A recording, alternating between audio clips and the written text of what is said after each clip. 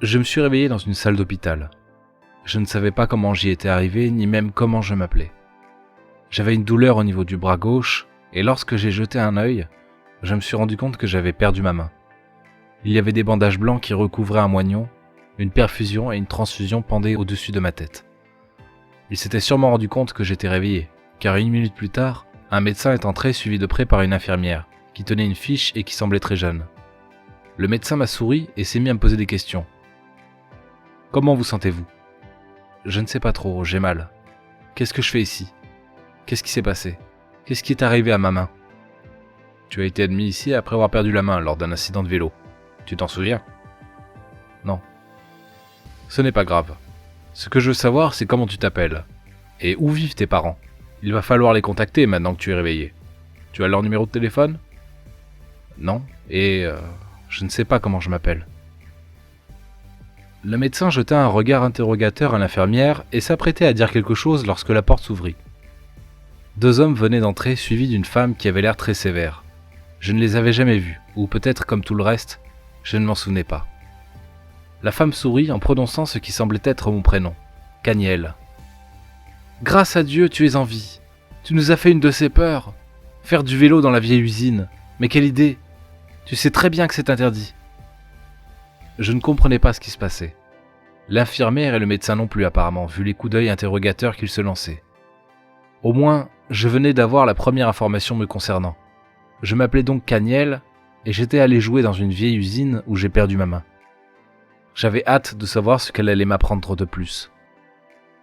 Un silence tomba et ce fut le médecin qui le romput. « Madame, vous avez l'air de connaître ce jeune homme. Êtes-vous de la famille ? » ?»« Oui, on peut dire ça. Je suis sa mère d'accueil. Cet enfant vit chez moi. Mais ne vous inquiétez pas, la famille qui est censée l'adopter sera là dans pas longtemps. » »« Et où sont ses vrais parents ? » ?»« Personne ne le sait vraiment. Il est né sous X et ça fait 4 ans qu'il est chez moi. » »« Vous allez devoir répondre à quelques questions dans mon bureau et remplir son formulaire. Puis-je savoir qui sont ces 2 messieurs ? » ?»« Ils sont du service de la protection de l'enfant. C'est la procédure lorsqu'un enfant d'accueil a un accident grave. Ils doivent faire un constat et écrire un rapport. À quelle question voulez-vous que je réponde ? » ?»« Il y en a plusieurs, mais la plus importante est « Où est la main ?» ?»« Les secours ne l'ont pas retrouvée. Elle a peut-être été dévorée par des chiens errants. » C'en était trop pour moi. Je me suis tourné sur le côté et je me suis mis à vomir par terre. L'idée que ma main soit en ce moment dans le ventre d'un ou de plusieurs chiens errants me dégoûtait au plus haut point. Et le fait que je sois en famille d'accueil ne m'enchantait pas non plus. J'aurais préféré ne jamais savoir. Je sais qu'en ce moment, j'aurais dû penser à autre chose, mais je me suis dit, qui voudrait d'un enfant avec une main en moins ? Tout espoir venait de me quitter. Mais je vous rassure, j'ai quand même été adopté. Et j'ai quitté l'hôpital 3 semaines après. La famille qui m'a adopté est très riche, et je vais bientôt avoir une prothèse dernier cri pour remplacer ma main. Mais ce n'est pas vraiment pour ça que je vous raconte mon histoire. Ça, c'était juste pour que vous puissiez comprendre. C'est ce qui s'est passé après que je n'arrive pas à expliquer. Mes souvenirs revenaient petit à petit, mais ils ne concordaient pas avec ce que j'avais appris sur moi depuis ma sortie de l'hôpital. Ça fait maintenant plus de 2 jours que je fais le même rêve, ou plutôt un cauchemar en boucle. Ça commence toujours de la même façon. Je suis à une fête et avec une fille qui doit avoir le même âge que moi. Nous montons nous cacher à l'étage. On joue à cache-cache apparemment. Une fois en haut, la fille ouvre la porte de gauche qui semble être une chambre à coucher pour enfants et se cache sous le lit. Je cherche une cachette à mon tour avant de sortir et de me cacher dans l'armoire de la porte de droite qui semble être un bureau. Je ne sais pas depuis combien de temps je suis dedans, mais les 2 hommes qui étaient dans ma chambre d'hôpital entrent suivis de la dame et de 2 autres hommes que je ne reconnais pas. Ils discutent au centre de la pièce et de là où je me trouve, je peux les voir et je peux entendre ce qu'ils disent. Ils parlent d'enfants, mais on croirait qu'il s'agit plutôt de marchandises. La première nuit, j'avais entendu la dame dire à l'un des messieurs que l'un des clients était satisfait de Noëlla et qu'elle faisait du bon boulot du haut de ses 13 ans. Ne me demandez pas qui est Noëlla parce que je n'en ai aucune idée. Enfin, je n'en avais aucune idée à ce moment-là, parce que maintenant je sais. Je sais absolument tout. C'est comme si je me réveillais d'un profond sommeil. Le rêve continue et les personnes dans la pièce sortent. Je sors de ma cachette à mon tour et me dirige vers la table du bureau. Il y a 4 dossiers portant des noms et des photos. Il y avait Dan, Amber, Nicolas et Sophia. J'étais en train d'examiner les dossiers lorsque la porte s'ouvrit derrière moi.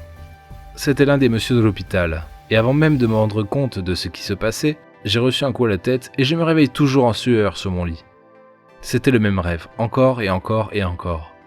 Je ne sais pas ce que ça signifiait. Je ne sais pas pourquoi, mais je savais que je ne devais pas en parler à ma famille. J'étais entouré des personnes vraiment adorables. Je n'avais pas de frère ni de sœur, mais je vivais avec l'un de mes cousins dont les parents travaillent pour Médecins sans frontières. Nous étions très proches.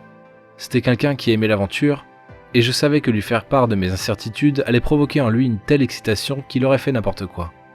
J'ai alors gardé le secret. Les cauchemars s'étaient arrêtés, ou peut-être que je m'y étais habitué. C'était 1 an après mon arrivée dans la famille Baker que tout s'est éclairci. C'était l'anniversaire de mon cousin, Lucas. Toute la famille était là, et on avait même pu inviter nos camarades de classe. Ses parents avaient fait le déplacement pour l'occasion. C'était l'été, la piscine était donc ouverte. Je ne savais pas très bien nager, mais Lucas m'avait appris quelques notions. La fête était une réussite. Tout le monde s'amusait et une fille de ma classe pour qui j'avais le béguin était là aussi. Elle était ravissante dans son bikini à fleurs. Nous étions assis devant la piscine et au moment où je me levais pour aller chercher à boire, un des invités m'a violemment poussé dans la piscine avant de rire aux éclats. Je ne me rappelais plus de ce que Lucas m'avait appris. Je battais les bras dans tous les sens pour essayer d'atteindre le bord. J'entendais les autres rire autour de la piscine et leurs voix ont commencé à s'éloigner. J'étais en train de me noyer, et personne ne s'en rendait compte, ou peut-être qu'ils s'en foutaient. Au moment où je me noyais, plutôt que d'apercevoir la lumière comme dans les films, moi j'ai vu ma vie défiler. Ma vraie vie. Je me suis souvenu de qui j'étais, comment je m'appelais, et pourquoi je me suis réveillé dans une salle d'hôpital avec une main en moins. J'étais plongé dans mes souvenirs lorsqu'une main me tira et me sortit de l'eau. C'était Lucas. Je me suis mis à cracher dans tous les sens tout en essayant de comprendre ce que je venais de voir. Et lorsque Lucas s'est mis à m'appeler pour savoir si j'allais bien, j'avais l'impression qu'il s'agissait de quelqu'un d'autre. Maman, ou devrais-je dire Madame Baker, m'a conduit dans ma chambre. Elle était vraiment inquiète. Lorsqu'elle a fermé la porte, je me suis précipité sur mon ordinateur et j'ai tapé dans la barre de recherche Charles Meyer. Il y a eu plusieurs résultats, mais seuls 2 m'intéressaient. Le premier article du journal qui parlait de la mort du fils du leader du pétrole du pays.